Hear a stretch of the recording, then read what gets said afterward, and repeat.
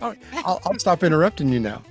Just a second. I promise. It won't happen again.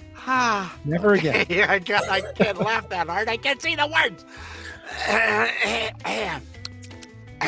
Hello. Hello, and here's what Mike and Richard are talking about on this week's episode, number 170 of the Stay Off My Lawn podcast. There's been people that sounded very convincing.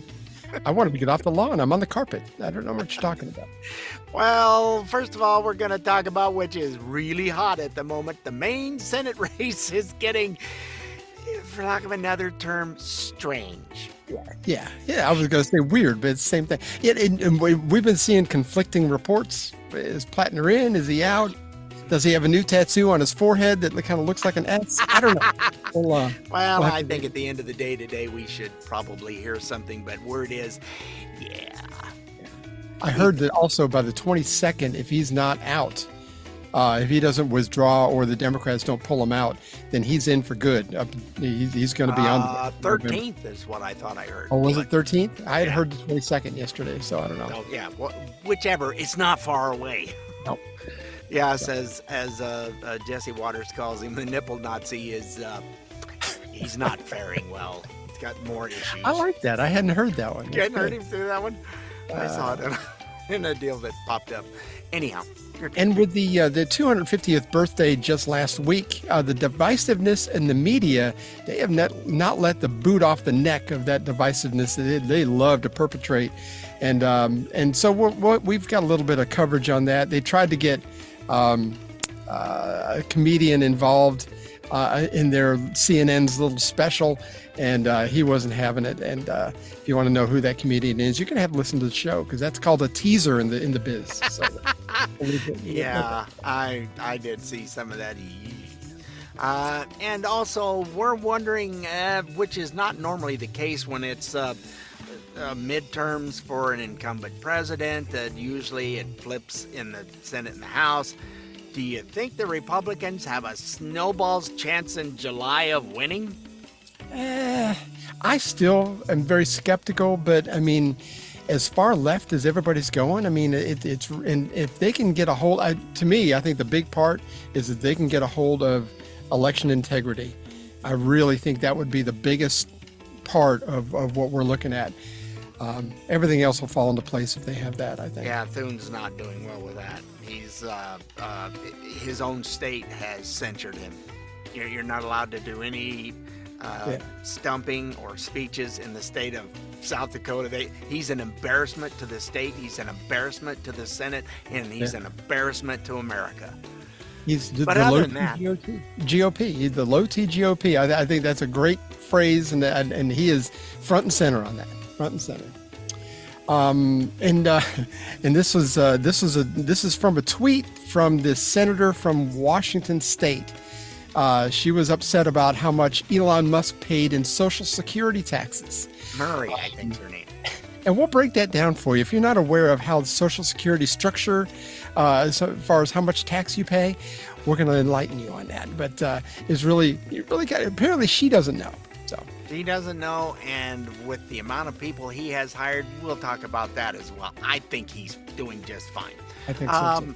And we have some demographics in the Democratic Party they're waking up and they're going, wait a minute, you told me, and that's not what the numbers are not saying that. So yeah, people have stopped listening. It's like, wait, for the last 50 years, you've been lying to me about this, and this. So yeah, things are changing. Oh, and it's rapid fire, and she does an amazing job. She does. And then we'll look at Commie Mamdami sitting behind George Washington's desk, lecturing the country about how it looks now and how things are changing. Of course, our friend Spence Pratt, the former mayoral candidate out in California, out in LA, had a great retort, and we've got a lot of that. I couldn't play the whole thing. Gosh, it's really, really long. We'd be here till tomorrow. But he has a great retort on some of that, and he's upset about it. I'm not happy with him getting that platform, sitting behind Washington's desk. It didn't go over well. And he's doing that with a bunch of people that came here legally to immigrate into this country. And that's how you want them to be here? How to new citizens? What a jerk. Anyway, is Fetterman turning Republican? I don't think so, but boy, he sure sounds like and leaning. He's old school Democrat sounding, which is almost Republican now. You remember Zell Miller? He used to be a governor here in Georgia back in the 90s. And he spoke at the Republican National Convention one year, and I forgot what year it was after he had left the governorship. But one of his big phrases that everybody in Georgia knows is like, I didn't leave my party left me.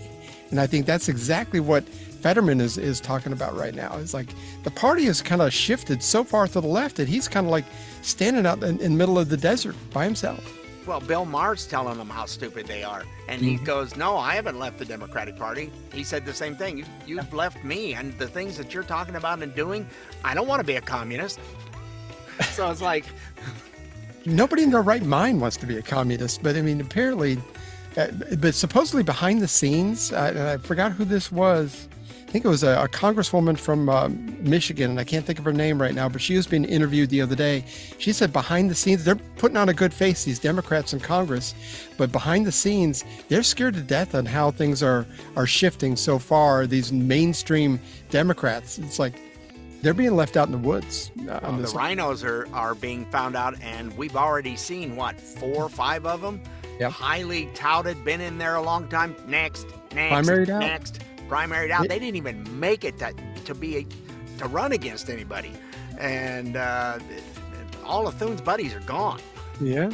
This should have been done years ago. We wouldn't be in this situation if this was done years ago. Yeah, they're the uniparty, as it were called. And for a palate cleanser, as we mentioned last week, we're going to be doing from this gentleman, Pappy G. He's a 75-year-old Army vet from West Texas, and he's got something about Americana, or how the country where businesses started, some little blip, and they're only about 2.5 minutes, but we really love the way that he narrates them, and it's very interesting today about, let's say it's a soft drink.